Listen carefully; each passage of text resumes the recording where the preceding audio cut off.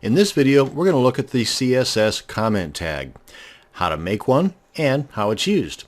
Basically, the CSS comment tag makes the content between the opening and closing comment tag invisible to the browsers. The main purpose for the CSS comment tags are to, for example, explain your code, and it might help you later when you are wondering what the heck you were thinking when you added that particular code. A few other things to know about the CSS comment tags are that they can span multiple lines. The comments can include CSS elements that you do not want in the document, and maybe you'll put them in later. But for now, you just don't want to delete them. And comments can also include information like your name, email address, and web address. So first off, let's go ahead and take a look at how to make a comment tag. Pretty simple, really. Like most tags, it has an opening and a closing. Now with the CSS comment tag, this is your opening.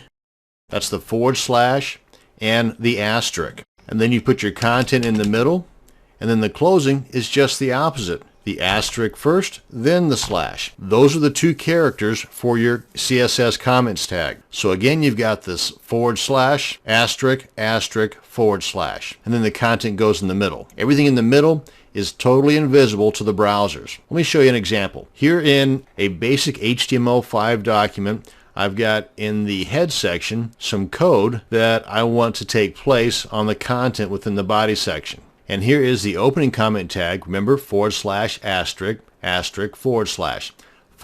asterisk, asterisk, and everything in between these two guys is totally invisible to the browsers. And here is the description that I was referring to, and the fact that it can span multiple lines. Many of them, though, are just on a single line. And I've got my meta information in here, totally optional. And I've got some additional CSS in here as well, that for the time being, so long as it's in between these opening and closing CSS comment tags, it's not being seen by the browsers. So if you have multiple options for a particular batch of code in your CSS, this would work great. Just keep that up in here for either future reference for yourself or for somebody else you're wanting to maybe pass this information on to. And that's it. That's going to wrap up this video on CSS comment tags.